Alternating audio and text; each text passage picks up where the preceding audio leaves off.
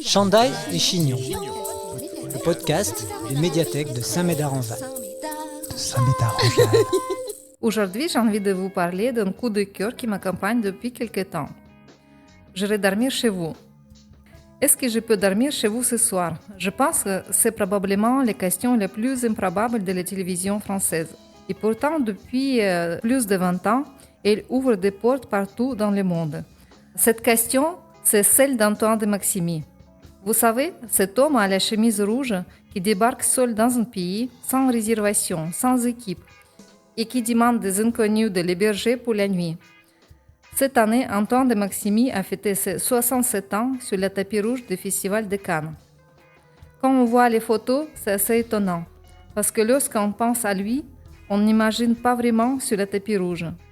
On imagine plutôt à bout d'une piste poussiéreuse, dans un village perdu, en train de demander son chemin ou de chercher un endroit où dormir.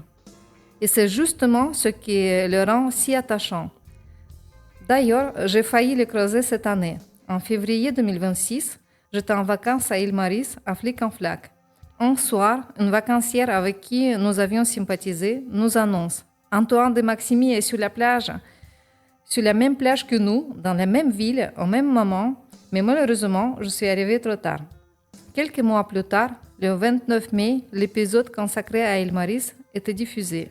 Et pendant toute l'émission, je n'arrêtais pas de reconnaître les lieux. Je regardais les images en me disant « Mais j'étais là, je connais cet endroit, cette plage, je m'y promenais il y a quelques semaines. » Je crois que c'est ce qui m'a rappelé pourquoi je m'attends à cette émission.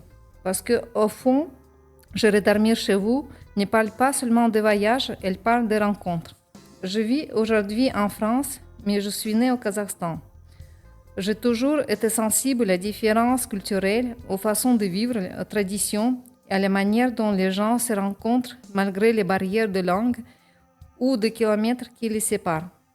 Quand je regarde Antoine de Maximi partager un repas avec une famille au bout du monde, je trouve quelque chose qui me parle profondément. Cette idée que l'on peut être très différent, mais aussi se comprendre très vite autour d'une table, d'un sourire et d'une simple conversation. C'est sans doute pour cela que cette émission me touche autant. Dans une interview récente, Antoine expliquait que son véritable talent n'était peut-être pas de voyager, son véritable talent, c'est d'oser d'aller vers les autres. Et je trouve cette phrase résume parfaitement l'émission. Car voyager, beaucoup de gens le font, mais frapper à la porte d'un inconnu à l'autre bout du monde et lui demander de dormir chez lui, c'est une autre histoire. Bien sûr, cela donne parfois lieu à des moments hilarants. Je pense notamment à l'épisode du Japon. Antoine accumule les refus, tente de comprendre les codes culturels et se trouve dans des situations complètement absurdes. Ou encore à Burning Man aux États-Unis, où même lui semble parfois perdu au milieu d'un univers totalement déjanté. Mais ce qui me touche le plus, ce sont les moments de simplicité. Un repas partagé, une discussion improvisée, une famille qui accueille un inconnu, une conversation qui se prolonge tard dans la soirée. À chaque épisode, on découvre que derrière les différences de langue, de culture ou de religion, les gens ont souvent les mêmes préoccupations, les mêmes rêves et les mêmes espoirs. Et puis, il y a une chose que j'adore particulièrement. À la fin de l'émission, Antoine rentre chez lui et s'installe dans sa cuisine. Il nous montre les scènes coupées, les ratés, les anecdotes qui n'ont pas été diffusées. Et pour moi, ce sont souvent les meilleures minutes de l'émission. On a l'impression qu'un ami revient de voyage et nous raconte encore quelques histoires avant de partir. Après plus de 75 pays visités, Antoine continue de voyager avec la même curiosité, le même humour et même bienveillance. Et finalement, c'est peut-être ça qui explique le succès de « J'irai dormir chez vous ». Cette émission nous rappelle que le monde est souvent plus accueillant qu'on imagine.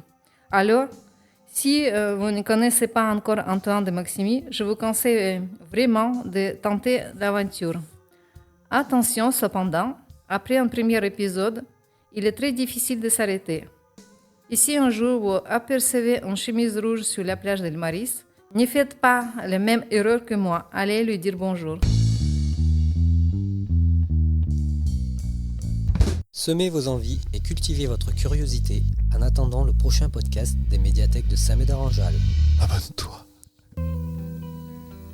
Cheminer ensemble, la série culture de Chandail et Chignon, le podcast des bibliothèques de Saint-Médard-en-Jalles.